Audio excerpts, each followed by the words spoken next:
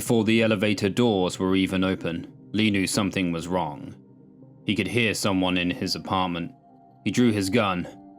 As the doors slid back, he saw a military-grade android in his entranceway. He saw another 2 units standing in the living room, scanning his possessions. His own android was powered off, his head facing downward. Lee raised his gun at the monster of steel before him. He tried to bring up his feet to call the captain, but it was already blocked. "Oh, I'm afraid there's no point in that now, Detective, I assure you," spoke an unfamiliar voice. "We are here all alone, just you, me, myself, my security and I."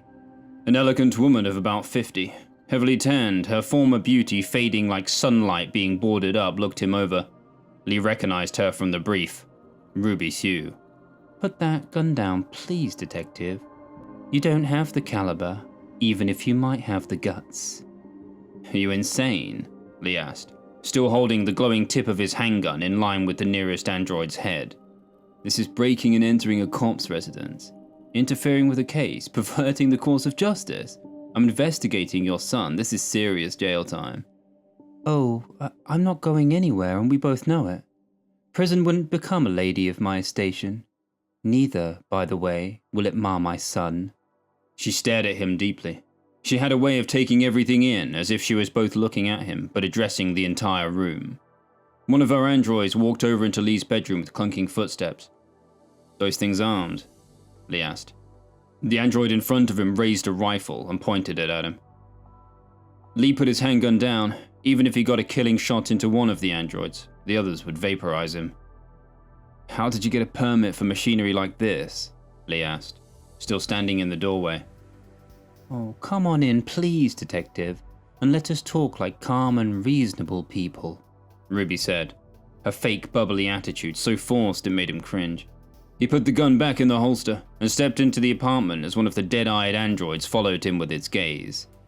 The others continued inspecting his possessions. He saw their eyes flicker as they scanned his console and equipment. "You got the whole case downloaded by now, I bet," Lee said. "You're gonna wipe this incident too. I'll report it, but there'll be no proof. By the time I take it downtown, you'll have the best lawyers in the city taking me apart, won't you?" "Oh yes, and that would be even easier than I thought. I didn't know before this case began that you had a little trouble a few years back. You and that partner of yours, Gong. He was a sweet little present to fall into my lap. If you think any case with that golem within a meter of it was going to fly at trial, you are a knave." "You can try slander, but this case has been clean. Only been a few days. Everything is backed up at the precinct. Everything except this. We haven't tampered, touched, pressed, or shaken down anything or anyone. You must be real worried for your son. This is drastic. Smells of guilt." Ruby Sue laughed with a grating, high-pitched giggle.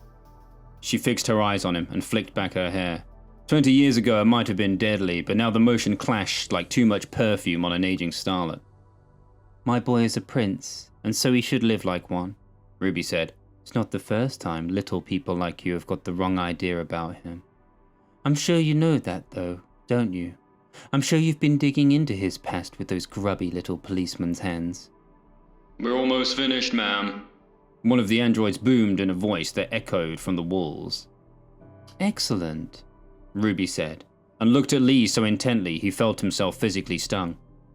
"I know you've been under.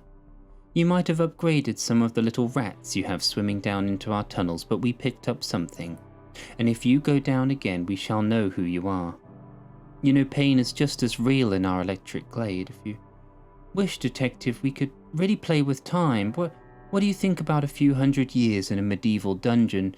Usually we toss out the undesirables who are drawn to such pastimes and uphold a strict code of legality in our domain, but for you and your partner, I think we could make an exception. I think you need to stop interfering in matters which deem no interference," she said sharply, the wrinkles at the corner of her mouth sinking into a snarl. "My son is an angel," she said in a deeper voice. Lee saw a flash of his dream and was overcome with déjà vu. "I don't know what that little cunt Joy Grey claimed, and I don't care," Ruby said sharply. "My angel has been accused before by those who didn't understand the magnanimity of what we're trying to create. We really are dream weavers. Can you understand that? It's a theological pursuit. Heaven on earth. It shames me to think our imaginative limit was once so small. Then why are you still topside with the rest of us? Lee asked. There is still much that has to be attended to up here, unfortunately, but perhaps not for so long. She said quietly and looked pensive. It's clear, ma'am, one of the androids rumbled. Very good, then I'll take my leave, Ruby said, her voice bubbling again like cheap champagne. So that's what Han really is, an angel, yeah? Lee asked, as Ruby made to leave. The android in the doorway watched him with its dead eyes, one steel hand on the rifle. A huge air car hovered outside. The glass doors parted, and a retractable walkway extended from the car. Ruby let herself be guided by the androids into the back seat. He's my angel, Ruby said, as the aircar door began to slide shut. Sweet dreams, Detective. Better keep that little gun of yours close. She gave him a wink, then wrapped a mink scarf around her shoulders. The aircar jetted away with a blast of blue light, and was gone into the deepening cloud. Less than a minute after she left, Lee's feed flickered back on. He brought up the case file. Everything had been moved. Clearly, it had been duplicated. He traced back his ID log and camera feed, but the last hour had already been edited. It showed a blank apartment. There was not a trace of evidence, not a trace. He should have kept something manually recording or compartmentalized like Harris always suggested. He walked out onto the balcony and called the captain. What is it, Detective? She asked sharply. Ruby Shue was here, Lee said. What? When? Now, a minute ago. She was here with war machines, military-grade androids, armed. She broke into your place, or you let her in? She was already here when I got back. Must have hacked my apartment. It's all basic tech. Wouldn't have been hard. Lee heard the captain sigh. He looked off into the distance. The clouds were gathering fast. It looked like snow was coming. Let me guess. She got everything we have and wiped the evidence, the captain said. At least, nothing from the debrief was on there yet. She even hacked my apartment feed and edited the last hour? I'm calling Gong, she said. Stay there. I'll leave you on the line. Lee looked out at the cityscape and realized for the first time since the dive he felt normal. Gong's avatar appeared in his contact. What you two want? He asked. I'm off the clock. Are you back home yet? The captain asked. Just about. If you're telling me we're back on shift. Connect to your console and check your apartment's ID log. Don't go any closer to the building. Check your android's live feed now. Alright, Gong said. Nothing there. Apartment's empty. Bit dirty, but that ain't a crime yet, is it? Ruby Sue and some military droids were in Detective Lee's apartment, the captain said. We have reason to think she's downloaded everything in the case file. Luckily, I know Harris and his team keep the pool safe. She won't know your avatar's down there, but you need to make sure you make no mention of any details to each other on open lines. We can't be sure the public infrastructure is tight enough, nor that both of you aren't bugged. Gotta bring her in. She's way out of line. We'd have a hard time bringing in Ruby Shue if she shot down an officer outside the precinct, the captain said. We knew how big she was getting into this, but Joy Gray's family has some pull too. The Grays are eccentric, but they do have capital downtown. A 23-year-old from high society being dragged down into VR is something that the city feed is going to be stewing on for a while. We've got to get this clean, detectives. We've got to get this fast. You have to find Han in the Glade, find out what he's doing, and track him topside. I don't know how long it's going to take Ruby Shue and her team to track our entry point, but eventually they will. Harris is too good for the police. He could get way more bread going private, but he hasn't. Change makes him anxious, and we treat him right, but if one of his assistants turns or we have a leak in the pool, they're going to be waiting for you next time you dive. Might only have a few days. I want you both at the pool at dawn. You'll be oriented this time. I want you finding leads down there, doing what you do best. If you get Han and we get him singing loud enough, maybe we'll even get his mother on the stand too. The captain took a deep breath. Lee heard the sound of some of her farm animals in the background.